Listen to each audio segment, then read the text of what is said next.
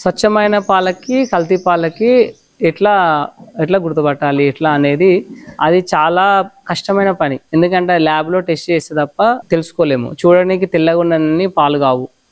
So, ఎట్లాంటి పాలను మనము ఎంచుకోవాలంటే ముందుగా మీరు వాళ్ళు ఎక్కడి నుంచి తీసుకొస్తున్నారో అది తెలుసుకోవడం అయితే సులువు. కొందరు అంటారు అంటే మేము అవి ఎక్కడున్నాయో తెలవదు, అంత దూరం ఎలా వెళ్తాము. అతను ఒక్కడినే వచ్చి మీ అందరికీ ఇస్తున్నాడు పాలు. అంటే దాదాపు ఒక పర్సన్ 40, 50 ఇల్లులకు వెళ్ళి ఇచ్చినప్పుడు మీరు ఒక్కరే వాళ్ళ ఒక్కరి ఇల్లుకి వెళ్ళి చూడడం పెద్ద కష్టమేం కాదు.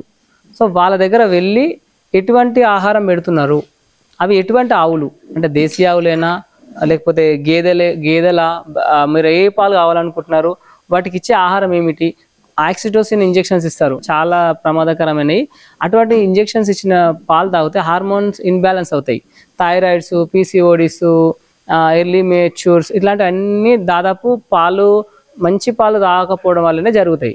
సో మంచి పాలు ఏడ దొరుకుతాయి, మీరు ఎక్కడి నుంచి తెచ్చుకుంటున్నారో అక్కడ వెళ్ళి తెలుసుకోవడం తప్ప వేరే మార్గం లేదు. వాళ్ళు వచ్చేవి 10 లీటర్లు అయితే వాళ్ళు ఇచ్చేది 100 లీటర్లు ఇస్తుంటారు.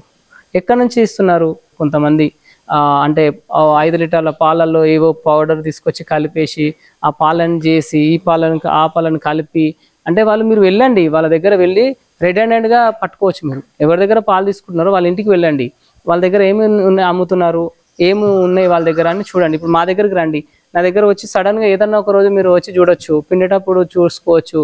నేను కొంతమంది చెప్తుంటాను, మీకు ఓపిక ఉంటే మన డైరీలో సీసీ కెమెరాలు పెట్టుకోండి. మీరే యాక్సెస్ అందరికి ఉంటుంది, చూసుకోండి ఎట్లా పిండుతున్నారు, ఎట్లా ప్యాక్ చేస్తున్నారు, మీ దగ్గరికి ఎట్లా వస్తున్నాయి పాలు, అక్కడ మీకు ఎటువంటి సందేహం లేకుండా ఇవ్వగలుగుతున్నాం.